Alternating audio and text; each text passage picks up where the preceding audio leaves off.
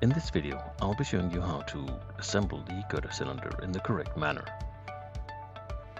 It is imperative that we use the correct size brass piece inside the Gerda cylinder, or else we won't be able to lock and unlock.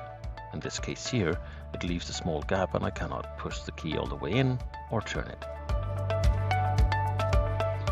So we need to replace the brass piece inside the cylinder with another one.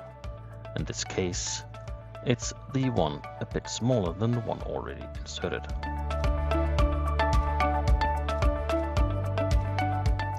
So let's take the small key and disassemble the cylinder.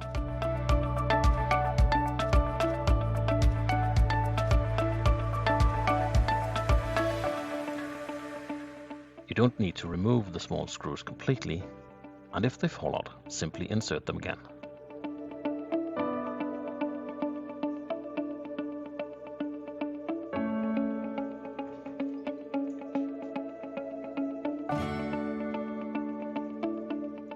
Let's take apart the cylinder and take out the small brass piece. And now we need to find the one a bit smaller. It looks like this one. Now insert it with the small end in the tailpiece part of the cylinder and make sure it goes into the hole inside. Now insert the key part. And now let's tighten the screws. Be careful not to over tighten them.